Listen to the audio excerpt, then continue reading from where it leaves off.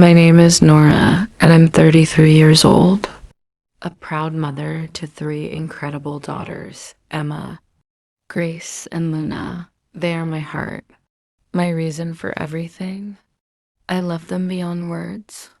Life hasn't been kind to me. I lost my mother when I was young, and my husband abandoned us when Luna was just a baby.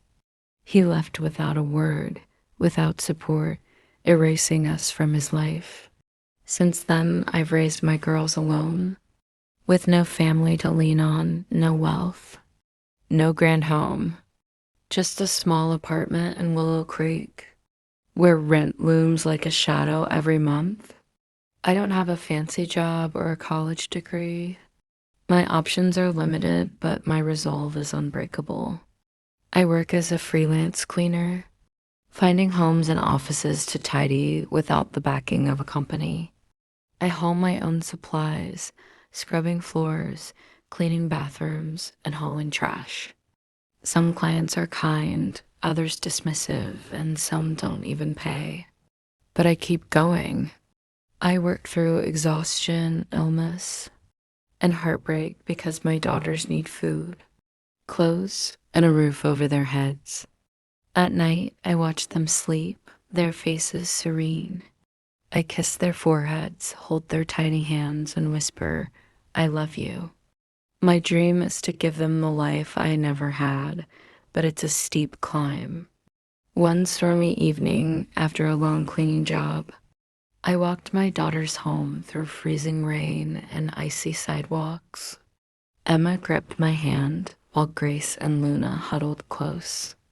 Mama, I'm cold. Luna, only 5, whimpered. We're almost home, sweetheart, I said, wrapping my scarf around her. The streets were dark, the lights faint. My hands trembled from the cold and nerves. Then a blinding light, a deafening crash, and sharp pain. Everything faded to black. I woke to a white ceiling, beeping machines, and the sterile smell of a hospital. My body ached, my head pounded, but one thought consumed me, my daughters. Emma, Grace, Luna, I croaked. A kind nurse approached, her smile gentle. They're safe, she said. They're here. Tears spilled as my girls rushed in, crying, Mama. They clung to me, and I held them as tightly as my weak arms allowed. The doctor's news was grim, a broken leg requiring surgery and months of recovery. Panic surged. How would I work? How would I pay rent or feed my girls? Worse, my borrowed cleaning supplies were destroyed in the accident, and I damaged a luxury store's storefront, owing $20,000 I didn't have. I broke down, my daughters crying with me, feeling utterly hopeless.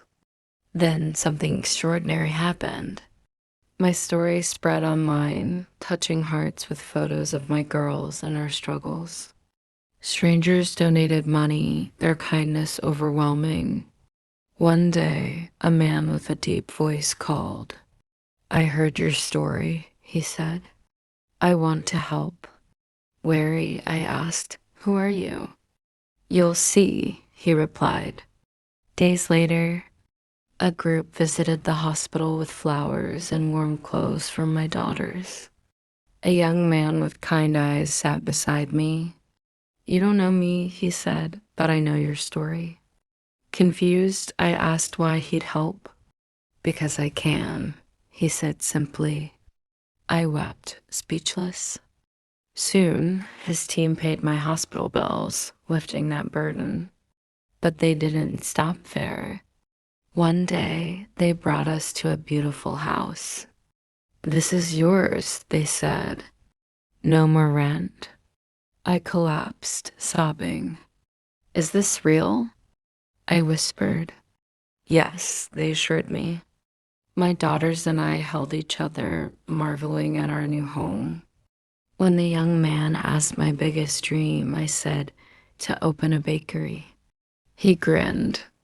Let's make it happen. Months later, I stood in my own bakery, surrounded by the aroma of fresh bread and pastries, serving happy customers.